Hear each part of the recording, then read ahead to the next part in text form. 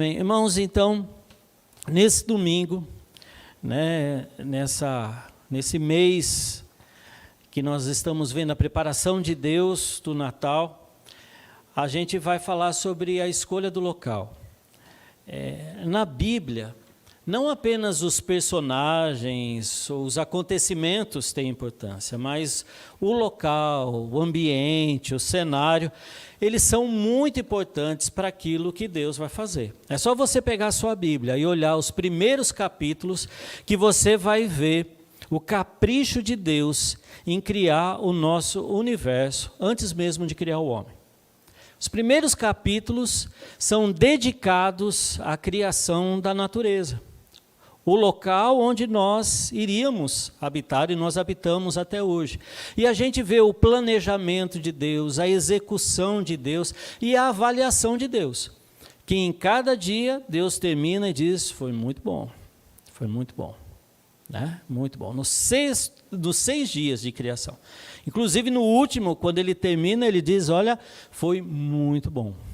Isso é o próprio Deus avaliando a sua obra, porque o local é algo muito importante. E se você quiser ver, é só contemplar a natureza agora. Que mesmo, né, nesses milênios que temos passado, que o homem tem estragado, tem poluído, depredado, ainda assim, nós podemos perceber por essa criação o poder do Criador, como disse o apóstolo Paulo aos Romanos. Agora, se você olhar os últimos capítulos da Bíblia, você vai ver também a descrição dos novos céus e novas terras que Deus tem feito. Um céu e uma terra totalmente especial, caprichado, com as melhores coisas e a melhor qualidade e os melhores materiais para formar a beleza e o esplendor do local onde Deus irá habitar com o homem eternamente. Tanto o começo da Bíblia como o final da Bíblia, nós vemos a preocupação de Deus com esse cenário, com esse ambiente, esse local onde se passa a história da humanidade. Agora, isso não é só importante para Deus Pai, não. Jesus, quando esteve aqui na terra, nos seus últimos momentos, ele tem um discurso muito bonito ali, no capítulo 14 de João, onde ele diz para os discípulos, não se turbe o vosso coração, crede em Deus Pai, crede também em mim, na casa de meu Pai há muitas moradas, se não fosse assim eu vos teria dito, pois vou preparar-vos lugar, e quando for e vos preparar lugar, voltarei e vos receberei para mim mesmo, para que onde eu estou estejais vós também. Irmãos, sabe por que Jesus não voltou ainda? Eu acredito que o lugar ainda não está pronto, porque ele está preparando o lugar para nós, porque o lugar para ele é algo muito importante, ainda mais o lugar onde ele vai estar conosco e nós estaremos com ele, vivendo eternamente. Porque para Jesus o lugar também é importante. Para o Espírito Santo o lugar é importante também, principalmente porque nós somos o templo dele, nós somos o local dele, nós somos o corpo onde ele habita. Nós como igreja estamos reunidos aqui. Mas esse daqui é o local, não o local físico, o edifício, a parede, mas o edifício espiritual, a igreja de Cristo, o corpo de Cristo, onde o Espírito Santo habita. Agora, o local não é só importante para a Trindade, o local também é importante para nós humanos. Quando nós olhamos a Bíblia, a gente percebe que o local representa a segurança, o refúgio, o acolhimento, representa o nosso lugar que Deus tem preparado. E a gente pode ver isso na Bíblia assim inteira, esse local como representando esse contato com Deus e conosco. Por exemplo, quando Deus chama Israel e promete para Abraão, uma das primeiras promessas que ele fala é sobre um local, uma terra que emana leite e mel, que ele tem preparado para Israel. Quando a gente lê o Salmo 23, a gente vê que o bom pastor é aquele que prepara para a sua ovelha pastos verdejantes, águas tranquilas, um lugar que nos traz refrigério à alma. Quando a gente olha outros salmos que falam de guerra, a gente sempre lembra daquele refúgio alto e seguro na hora da batalha, onde nós estamos protegidos.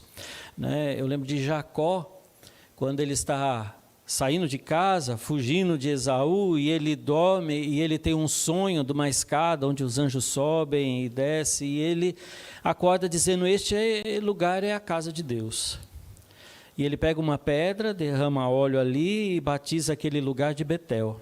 Porque ele disse: esse é o local que eu tive uma experiência com Deus.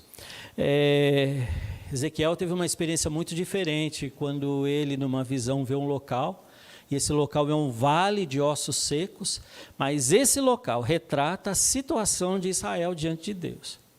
Uma situação de sequidão espiritual, mas que fala muito por ele. E Deus faz questão de falar para Ezequiel: Ezequiel, eu quero que você dê a volta, que você ande por esse vale de ossos secos, sequíssimos, diz o texto, para que ele reconheça e veja a situação de Israel expressa naquele local. Mas a gente tem também situações boas, uma visão onde Jeremias é levado para um local, a casa do oleiro, um local de disciplina de Deus e de renovação, onde Deus quebra o vaso, mas faz de novo. Um local onde a gente tem a esperança de que agora as coisas podem dar certo e não terminou no caco, mas Deus pode renovar e fazer um vaso novo, não é? Mas acho que uma das visões mais bonitas é um outro local, o santo lugar santo, santíssimo. Lá em Isaías 6, quando Isaías vê um trono de Deus ali no santíssimo lugar, os querubins, a veste de Deus enchendo e tomando todo aquele lugar, e os querubins dizendo: santo, santo, santo é o Senhor, e ele vê aquele lugar cheio da glória de Deus, a tal ponto que ele não consegue nem ficar de pé. Tal é a glória daquele lugar. Meus irmãos, o lugar é algo importante para nós. Nós não somos seres etéreos, virtuais, que estão soltos. Mas o local é algo muito importante. E para Deus o Natal não foi diferente. Por isso Deus faz questão de escolher um local. E a gente vê isso num texto que está lá em Miqueias, capítulo 5, versículo 2. Um texto lá do Antigo Testamento. Naqueles livros que é difícil da gente achar, né? Que muitas pessoas agradecem a Deus pelo aplicativo, que é muito mais fácil, né, de você pesquisar e encontrar. Mas Miqueias, ali no Antigo Testamento, no capítulo 5, no versículo 2, tem uma promessa de Deus sobre o local do nascimento de Jesus, o local do Natal, que diz assim: e tu, Belém Efrata, pequena demais para figurar como grupo de milhares de Judá, de ti me sairá o que há de reinar em Israel, e cujas origens são desde os tempos antigos, desde os dias da eternidade. Uma promessa do nascimento do Messias, do Filho de Deus, do Verbo encarnado, onde Deus faz questão de expressar com todas as letras o local onde isso aconteceria. E a primeira coisa que a gente vê é que Deus escolhe Belém. Para a gente entender bem o que isso significa, a gente precisa lembrar que essa profecia de Miqueias, ela foi proferida cerca de 700 anos antes do nascimento de Jesus. 7 séculos antes. Deus já estava ali, selecionando e fazendo a reserva, dizendo: olha, é Belém, Belém e Efrata que será. E ele diz isso, Belém e Efrata, no texto, para distinguir de outras cidades chamadas Belém que tinha em Israel. Por exemplo, havia uma Belém lá em Zebulon, na região de Zebulon, como alguns acreditam que haveriam outras também. Mas faz questão de dizer: não, é essa Belém. Dentre de todas as aldeias, e dentre todas aquelas que chamam Belém, é essa aqui que eu escolhi para que Jesus nasça. Na verdade, Belém e Efrata, ela ficava a 8 quilômetros de Jerusalém. E as duas palavras, né, Belém em hebraico, Efrata no aramaico, podem significar casa de pão. Alguns dizem que Efrata ou Efratá, né, também pode significar frutífera. né?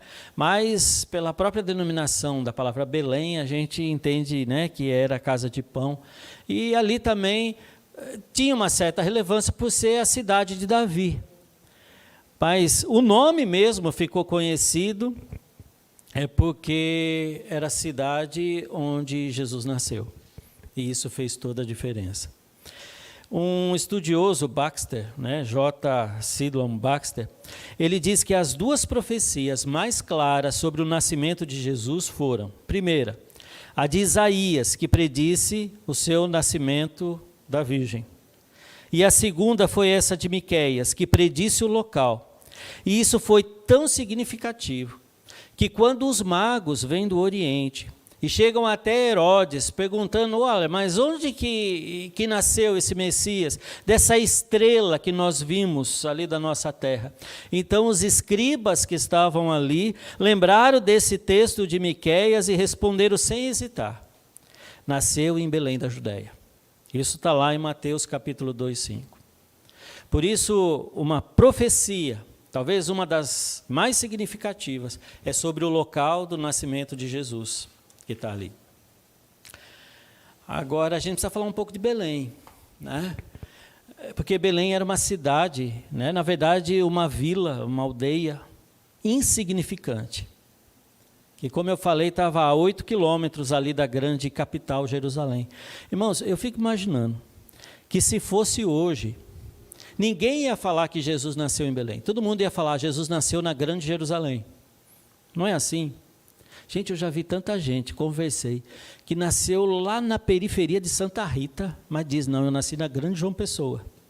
É chique, é importante. Parece que vem daquele sentimento de grandeza que a gente tem. Né? Eu nasci lá naquele lugarzinho de Cabedelo, lá no fundo. Não, é grande João Pessoa. Né? Porque a gente gosta de ser lembrado, né, pela capital, por um lugar importante. Às vezes você não tem muito dinheiro, às vezes não tem muito sobrenome, mas pelo menos você diz: não, ó, nasci, né, perto da capital. Não foi esse o caso de Jesus. Estava a 8 quilômetros de Jerusalém, mas ele não é conhecido como aquele que nasceu na grande Jerusalém. Jerusalém era a capital da época. Era o lugar onde ficava o trono. Era o lugar onde ficava o templo. Era o lugar onde ficava Sião, o monte do Senhor, aquele lugar que Deus gostava.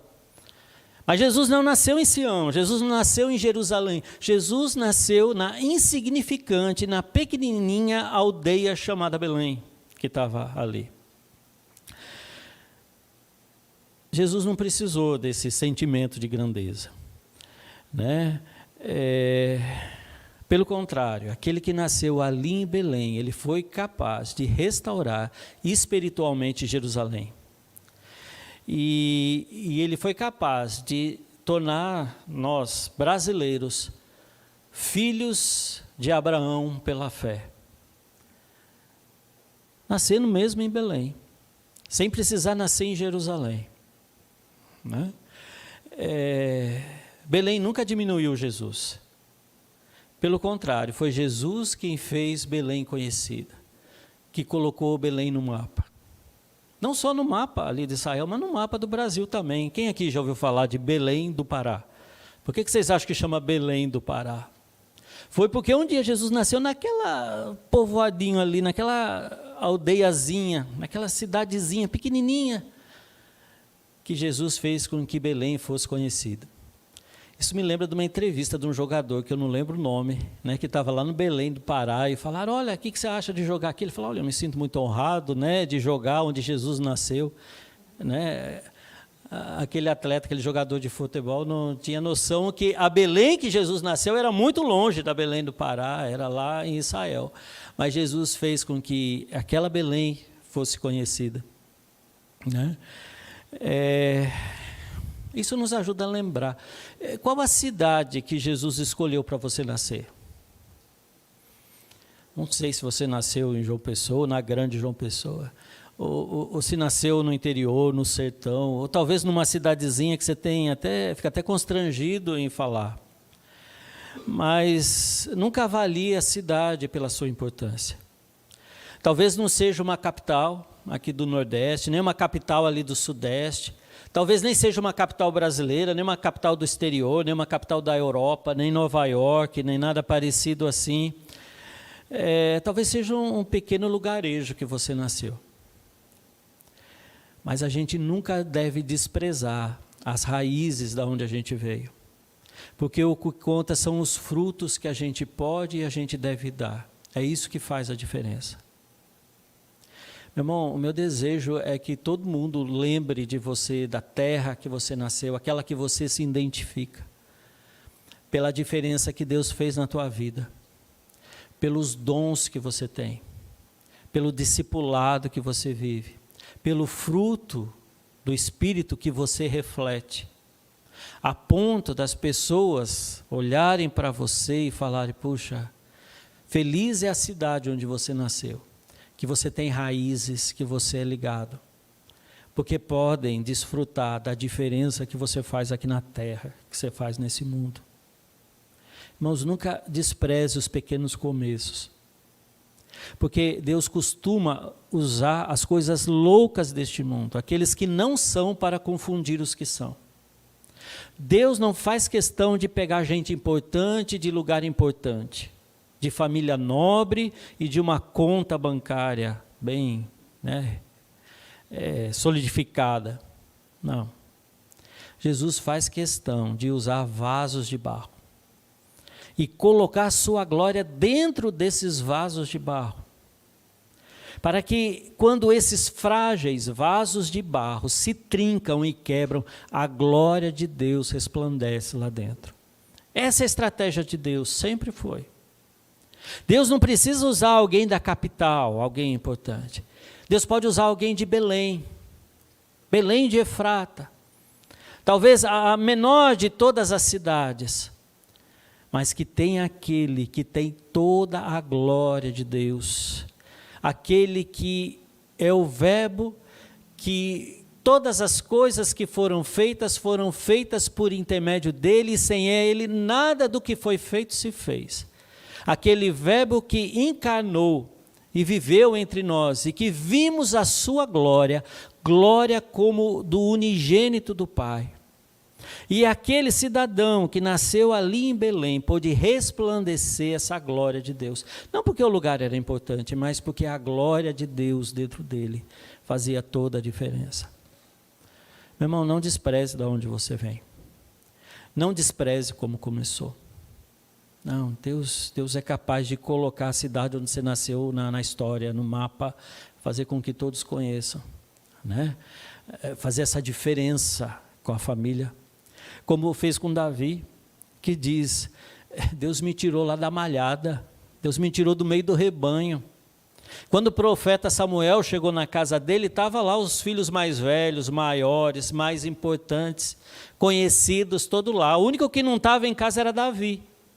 Acho que por ser o caçula é que ficou com todo o trabalho, cuidava do rebanho, lá longe, lá longe. E Samuel começa a olhar o irmão e questionar, Deus é esse daqui? Acho que é o primogênito. Não, não é o primogênito, mas o primogênito é o mais importante. Deus fala, não, não é. Então é o segundo, né? Se não é o primeiro, deve ser o segundo, não. Então é o terceiro, é o quarto, é o quinto. Irmãos, era o oitavo. Davi era o oitavo. Samuel fala, mas Senhor, é esse? E aí ele descobre um princípio muito importante. Deus vê o coração. Deus não vê o seu exterior e como as pessoas reconhecem você. Deus não olha para aquilo que você tem. Deus olha para aquilo que você ainda não é. Porque o homem vê o exterior, mas Deus vê o coração. E aí Deus escolhe Davi. O mesmo Davi que nasceu em Belém. Ó. E agora é Jesus. E agora Deus escolhe a mesma cidadezinha, que não valia muito não. Mas era naquele lugar que José precisava fazer o recenseamento, precisava estar lá. E é ali que Deus prepara tudo. Irmãos, Deus está à procura de pessoas que muitas vezes são avaliadas pelos outros como insignificantes, aqueles que não são. porque Deus usa esses que não são, né, para confundir os que são. Deus escolheu os fracos, Deus escolheu os significantes, Deus nos escolheu. Mas a segunda coisa que a gente percebe aqui no texto e no Natal, nesse local, não é só que Deus escolheu Belém. Belém foi uma cidade escolhida por Deus. A gente vê que já foi declarada 700 anos antes. Mas Belém era uma cidadezinha. E nessa cidadezinha tinha hospedarias. E muito bem, né? Já que Deus escolheu há 700 anos, Deus podia muito bem fazer uma reserva numa daquela hospedaria, né? 700 anos atrás, creio que deveria ter uma vaga 700 anos atrás. E a gente podia pensar, puxa vida, Deus podia em Belém escolher um lugar legal em Belém. Uma hospedaria chique, não sei se tinha 5 estrelas lá, mas pelo menos algum lugar onde o seu filho, onde o Deus homem pudesse nascer. Mas não sei o que aconteceu, porque aqui diz que as hospedarias estavam lotadas. E esse foi um detalhe fundamental. Em Lucas capítulo 2, versículo 7, quer dizer, em Lucas do capítulo 2, do 1 em diante, fala dessa época de um recenseamento. E que por causa disso, aquela cidadezinha que era pequena estava cheia. E diz aqui em Lucas, capítulo 2, versículo 7. E ela deu à luz o seu filho primogênito, enfaixou e o deitou numa manjedoura, porque não havia lugar para eles na hospedaria. Irmãos, hoje em dia, quem pensa em ter um filho, planeja tudo. É ou não é verdade? Né? Eu lembro eu e Cris, né, quando... estava para nascer Douglas e Natan. A gente pensando, não, o berço vai ficar aqui, nesse quarto, a decoração a gente vai fazer desse jeito, vai ser dessa cor, o enxoval tem que ser assim. E hoje parece que a coisa é até mais complexa, porque tem uma festa onde vai ser revelado o sexo da criança. Então tem toda assim, aquela preparativa, aquela coisa, tudo muito planejado. E também muito custoso, caro às vezes, mas assim, tudo muito planejado para o nascimento dessa criança. Eu lembro de um pastor que eu tive, o pastor Alexandre, que ele morava em São Caetano, que pertence à Grande São Paulo, e a maternidade era lá no Beneficência Portuguesa, em São Paulo, e era a primeira filho deles, eles eram jovens ainda, casal, e naquela preocupação que o nenê ia nascer, era São Caetano a São Paulo, cidade acolada, mas tem uma certa distância, e eu lembro que ele dizia que fez esse trajeto à noite, porque quando estourasse a bolsa, não sabia que hora que ia ser, então ele fez esse trajeto, durante o dia, durante a tarde, durante a noite, a todo momento, para não errar na hora, porque ele sabia que eles eram ansiosos, primeiro filho, e fez aquele trajeto e foi assim. E quando a bolsa estourou, era um final de semana, que a prefeitura tinha mudado o trânsito para mudar não sei o quê. E eu sei que eles se perderam, tiveram que chamar o policial. Mas uma coisa é certa, eles se planejaram, eles se prepararam para isso. Mas no caso de Jesus, não ter lugar nas hospedarias parece uma grande falta de planejamento. Chegando a vias da irresponsabilidade. Como é que vai nascer uma criança e não preparou, não pensou? Não tinha um plano B, um plano C, alguma coisa? Como é que Deus fala o nome da cidade, mas não é específico quanto ao local? E não reserva este local? Deus podia muito bem ter preparado um hospedeiro ali para providenciar o lugar para eles. Mas não foi isso que aconteceu. Deixa eu dizer uma coisa também importante. Aquilo que para nós foge do nosso controle, aquilo que parece uma catástrofe, aquilo que pode parecer uma falha, um acidente, que muitas vezes a gente é pego de surpresa, pode ser um modo de Deus para nos conduzir no centro da sua vontade. Para Deus, o que nós chamamos de plano B, Deus pode chamar de plano A. Porque Deus é soberano. E Ele afirma que tudo que coopera para o nosso bem, Deus faz. Às vezes, o que nós achamos para o nosso bem é uma hospedaria bem confortável e barata. Mas Deus, conhecendo tudo, sabia que o seu filho, lugar para o seu filho, já estava reservado e não era na hospedaria. Às vezes, a nossa dificuldade é entender o modo de Deus. É entender esse local, porque parece que não bate no local que a gente planejava, que a gente gostaria, que a gente queria. E muitas vezes a gente entra em pânico. A gente fala, poxa Deus, mas e agora? Deus não é assim, não deve ser. Mas não deve ser na nossa perspectiva, mas na perspectiva dele.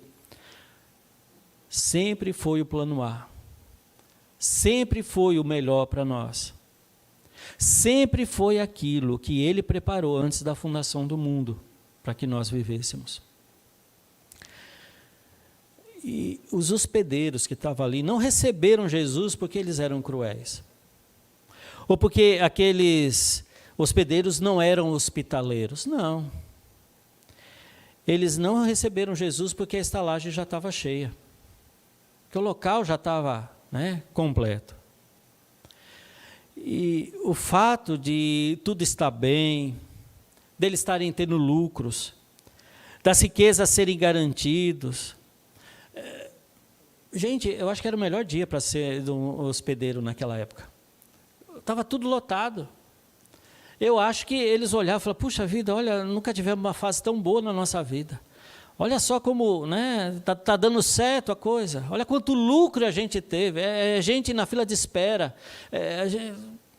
Mas nesse momento, talvez essa situação fez com que eles perdessem o real valor do hóspede que estava chegando ali. Irmãos, às vezes isso acontece com a gente também. Às vezes não é maldade nossa, às vezes não é crueldade nossa, não ter um espaço para Jesus, ter um lugar para Jesus no nosso coração. Às vezes é porque as coisas estão indo bem. Às vezes é porque nós estamos distraídos com outras coisas, talvez até para ganhar mais, até para desfrutar mais. Ou às vezes pode ser a própria falência. Quando a gente perde tudo e a gente não sabe o que fazer mais, e isso também nos impede de ver no nosso entorno as provisões que Deus manda para nós. O real valor daquele hóspede que está chegando aqui. Irmãos, a gente precisa ter essa sensibilidade, porque tanto o sucesso como a falência podem nos distrair daquilo que é mais importante para nós. Por isso eu pergunto, o que tem ocupado o seu coração? Se a gente fosse pensar o Natal sendo hoje, que na verdade pode ser para a nossa vida, para todos nós que estamos aqui, para você que está nos assistindo, talvez o Natal ainda não tenha acontecido de fato, porque Jesus ainda não nasceu no teu coração.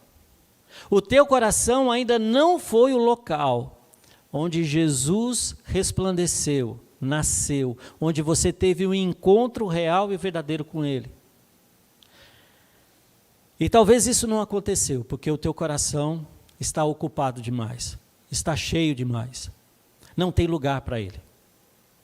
Porque talvez a sua vida seja uma correria, talvez você esteja atrás dos seus sonhos, talvez esteja naquela fase que tudo está dando certo, ou talvez naquela fase que está tudo dando errado, mas você não para de correr, você não para de ir de um lado para o outro, e talvez tenha esquecido o principal, que é ter um lugar ali para Jesus, para que Jesus seja realidade na sua vida, para que você entregue o controle da sua vida nas mãos dEle, para que Ele possa ser o Senhor da tua vontade, do teu coração, e você possa descansar nele. Lembrando daquele convite que Ele faz e diz, vinde após mim todos vós que estáis cansados e sobrecarregados, e eu vos aliviarei. Tomai o meu jugo, o meu fardo, que é suave e leve, e encontrareis descanso para vossas almas. Porque quando entendemos e damos espaço para Jesus, na verdade nós encontramos o descanso que tanto precisamos. Porque o Senhor do universo, o Deus dos deuses, o Rei dos reis, habita no nosso coração, e nós encontramos vida. Então é muito bom nós entendermos que Deus escolhe o local. Mas no meio deste local, nós precisamos lembrar: será que eu tenho um espaço dentro de mim para Jesus? Será que Ele encontra em mim guarita, uma casa, um lar para ficar? Como Jesus disse para Maria, enquanto Marta estava ocupada, correndo de um lado para o outro, querendo fazer o melhor até para Jesus, mas afobada e correndo ansiosa, chega a reclamar da sua irmã Maria, mas Jesus diz: Marta, Marta, por que você se preocupa com tanta coisa quanto uma só é necessária? Maria escolheu a melhor parte. E sabe qual era essa melhor parte? Era estar aos pés de Jesus, ouvindo o que Jesus tinha a dizer. É este o local que Jesus procura. O local onde Ele é ouvido, o local onde nós prestamos atenção a quem Ele é, onde Ele faz a diferença, onde nós entregamos a direção da nossa vida a Ele e descansamos nele. Natal é isso também. Natal não é só lembrarmos do que aconteceu em Belém, mas é prestarmos atenção no que está acontecendo agora no nosso coração. Mas eu queria dizer mais uma coisa importante. Deus escolheu Belém, as hospedarias estavam lotadas, e no final Jesus nasce em um estábulo. E eu fiz questão de mudar estábulo para manjedoura, porque eu acho que manjedoura acabou ficando muito romantizado, né? A gente, às vezes, você vai em casa de algumas pessoas que tem um presépio, e tem ali uma vaquinha, né? Tem um cavalinho, às vezes um porquinho tão bonitinho, né? E às vezes a gente fica imaginando manjedoura como um lugar onde está cheio de pets, né? De filhotes, animais de estimação, um lugarzinho tudo arrumadinho, né? A palha ali, confortável, Jesus. E a gente perde a noção do que significava aquilo. Gente, o estábulo naquela época não é a manjedoura do shopping que a gente tem nos presépios de hoje, não. Era um lugar onde tinha animais, jumento, vaca. E eu não sei, os animais, esses eram os mais comuns, mas os outros que podiam lá, mas eu imagino que o cheiro não era nada agradável, não era o mesmo cheiro do shopping que a gente sente hoje, né? E não tinham aquelas luzes que a gente imaginava, e não tinha aquela temperatura de ar-condicionado que a gente vê hoje, não, tinha o odor fétido, cheiro ruim de esterco, tinha os mosquitos e moscas, a temperatura e tudo aquilo que um estábulo tem. Não foi fácil, não foi fácil. O local não foi só Belém. Deus Pai foi mais específico ainda. Não foi na hospedaria, foi num estábulo. Leon Morris, um estudioso da Bíblia, comentarista, ele diz que as condições do nascimento de Jesus ali no estábulo significa solidão, obscuridade, pobreza e rejeição. É isso que significa estábulo. É nesse contexto que Jesus nasceu. Tem um outro comentarista chamado Heinecke, que ele escreve assim: como a manjedoura Israel, o povo eleito de Deus deu as boas-vindas ao Messias, e com a cruz despediu-se dele da forma mais infame, mostrando o que o ser humano é capaz de fazer. Esse ser humano era o povo dele, o povo eleito de Deus, o povo de Israel, que para o seu rei, o seu Messias, deixa ali um estábulo para que ele nasça. Mas sabe, irmãos, Deus escolheu o local, porque aquele local refletia a condição humana, a condição de solidão, obscuridade, pobreza e rejeição. Não era Jesus que tinha isso, era nós, seres humanos, que estávamos nessa condição. O que o Pai faz é mostrar Jesus fazendo o caminho inverso de Adão. Adão, que foi criado num jardim, com tudo do melhor possível, e preferiu sair e viver num deserto sem nada. Agora Deus Pai coloca o filho dele nesse lugar, sem nada, num estábulo, para que através dele nós pudéssemos chegar ao paraíso. Deus faz questão de escolher um estábulo para que o seu filho nascesse. o lugar onde Jesus nasceu, revelou o seu principal trunfo, o seu principal poder e autoridade. Sabe, irmãos, eu não sei se o principal poder de Jesus era o poder de cura, o poder de conhecimento, de saber o que estava no coração, o poder de sabedoria de argumentar com os sábios, escribas, teólogos ali da época. O grande poder de Jesus não era apenas o seu caráter, que era totalmente santo, mas eu gosto de ver o grande poder de Jesus, aquele que Paulo fala em Filipenses capítulo 2, versículo 5 em diante, quando ele diz: tende em vós o mesmo sentimento que houve também em Cristo Jesus, que mesmo sendo Deus, não usurpou ser igual a Deus, mas a si mesmo se esvaziou e tomou a forma de homem. E como homem, ele foi servo. E como servo, não terminou ainda não, ele morreu. E mesmo com a morte, não terminou a sua humilhação ainda. Ele morreu a morte de cruz, que era a morte mais baixa, mais infame que tinha. Mas diz o texto que o Pai o exaltou sobremaneira e colocou o nome de Jesus acima de todo nome, para que ao nome de Jesus todo joelho se dobre, toda língua confesse que Jesus Cristo é o Senhor, para a glória de Deus Pai. Esse era o maior trunfo dele, era a humildade dele. E com isso ele destrói todos os soberanos, arrogantes, orgulhosos, que nasceram num berço de ouro. Porque aquele que nasceu num estábulo, junto com os animais, é aquele que se assenta no trono de Deus, que está ali à direita do Pai. Esse era o trunfo dele.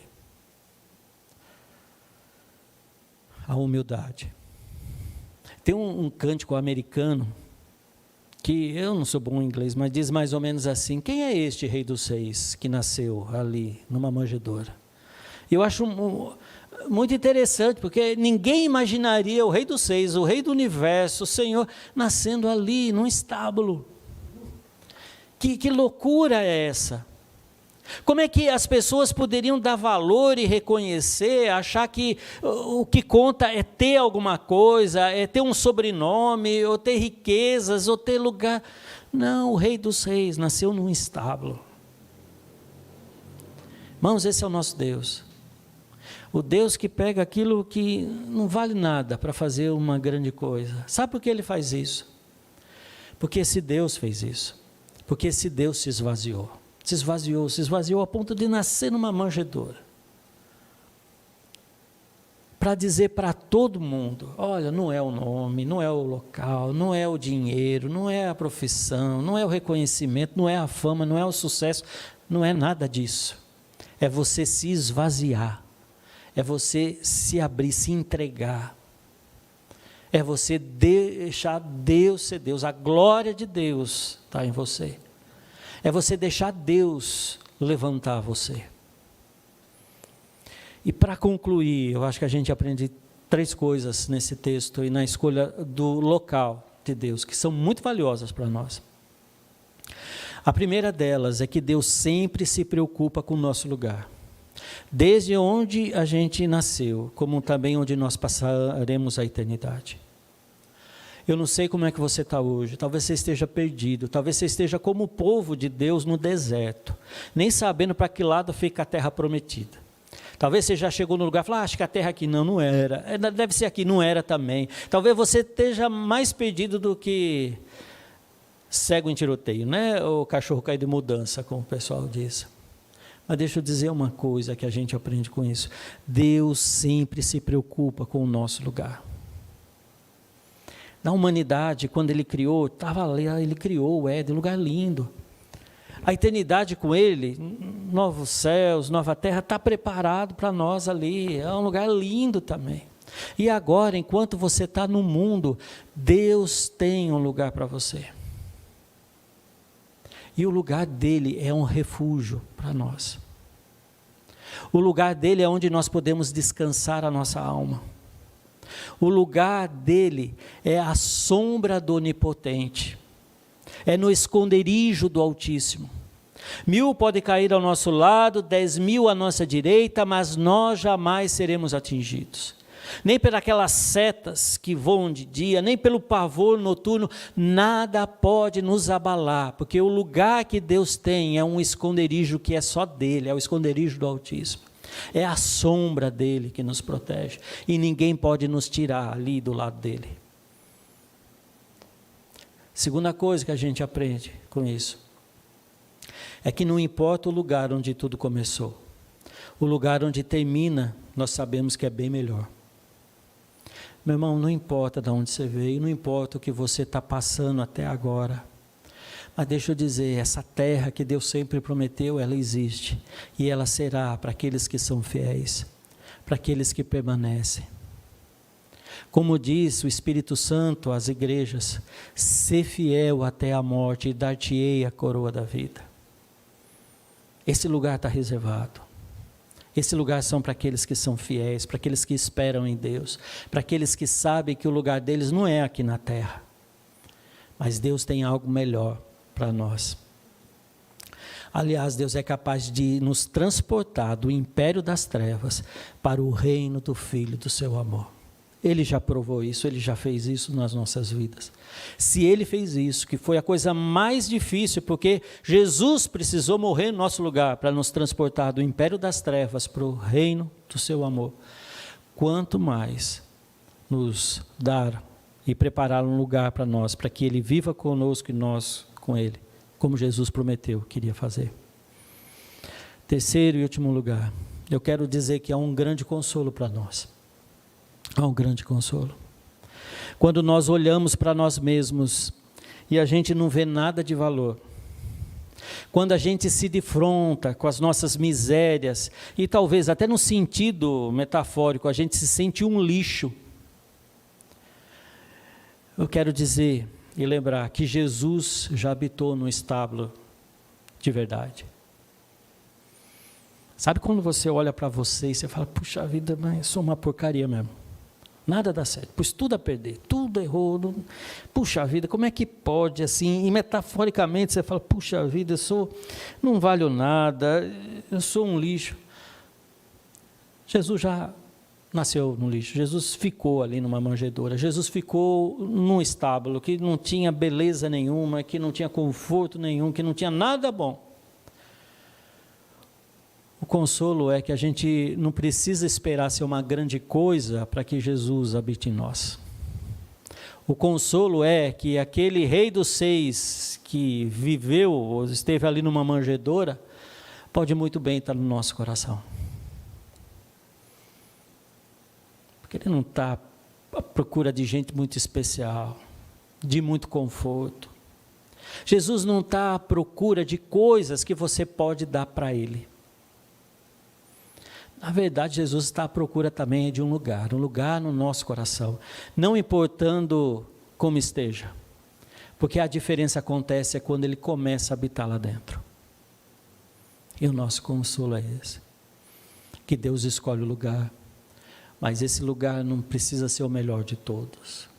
Esse lugar pode ser o nosso coração, para que Jesus venha e habite em nós.